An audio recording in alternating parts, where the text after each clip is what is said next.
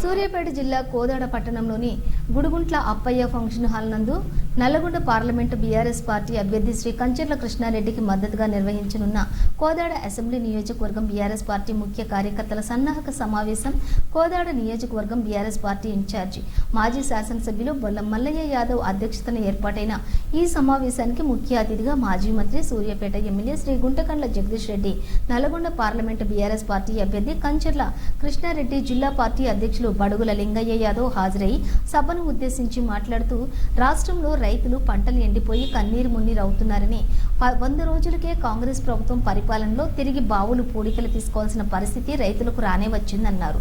రాష్ట్రాన్ని సస్యామలంగా పరిపాలించిన నాయకుడంటే కేసీఆర్ మాత్రమేనన్నారు. కాబట్టి తెలంగాణ రాష్ట్రంలోని ప్రజలకు సాధ్యపడని వాగ్దానాలతో అధికారంలోకి వచ్చిన కాంగ్రెస్ పార్టీ పార్లమెంట్ ఎన్నికల్లో కూడా అదే పాట పాడనుంది. కాబట్టి రాష్ట్ర ప్రజలు ఆలోచన చేసి కేసీఆర్ అధ్యక్షతన పార్లమెంట్ ఎన్నికల బరిలో నిలవనున్న బీఆర్ఎస్ అభ్యర్థిని గెలిపించుటకై కంకణబద్దులై ఓటు వేసి గెలిపించాలని, కాంగ్రెస్ పార్టీని బొందపెట్టాలని అన్నారు. ఇటు కార్యక్రమంలో బీఆర్ఎస్ పార్టీ నాయకులు, కార్యకర్తలు ఉన్నారు.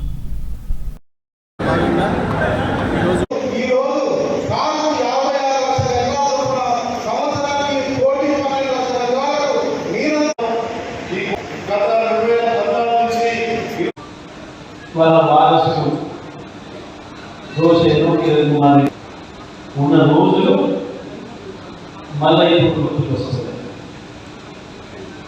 కోదాడ నుంచి స్థానికులు పాదయాత్ర చేసేటప్పుడు అడిగి కేసీఆర్ గారు ఇక్కడ సుజల ఈ ప్రాంతంలో రైతు ద్రోహిగా ఈ ప్రభుత్వం ఇప్పటికే నిరూపించుకుంది. 100 రోజుల్లోనే కేసీఆర్ గారు వచ్చి రైతు మందు సమయానికి ఇవ్వండి, రుణమాఫీ చెయ్యండి, అదేవిధంగా బోనస్ ఇవ్వండి అని చెప్పేసి అడిగితే రైతుల కొరకు న్యాయమైన వాళ్ళ కోరికని వ్యక్తీకరిస్తే నష్టమైన పొలాలకు 25,000 రూపాయల పరిహారం కొన్ని అడిగితే మంత్రులు కావచ్చు, ముఖ్యమంత్రి కావచ్చు, బాధ్యత లేకుండా మాట్లాడుతూ లాగు ఇప్పిస్తాం, లేదా మేము బొంద పెడతాం, 100 మీటర్లు బొంద పెడతాం, రండా గిండా అని మాట్లాడుతున్నారో ఇవన్నీ కాంగ్రెస్కి వర్తిస్తాయని మీరు రండలు, మా కళ్ళ ముందు పోతున్న నీళ్లను మా పొలాలకు ఇవ్వలేని మీరు రండలు, మీరు తప్ప ఇస్తానన్న మాటని తప్పిన వాళ్ళు మీరు ఓటోంటీలు, మీరు చీటర్లు తప్ప కేసీఆర్ కాదు అనే మాట ఇవాళ రైతాంగం నోటి నుంచి పెద్ద ఎత్తున వినబడుతుంది.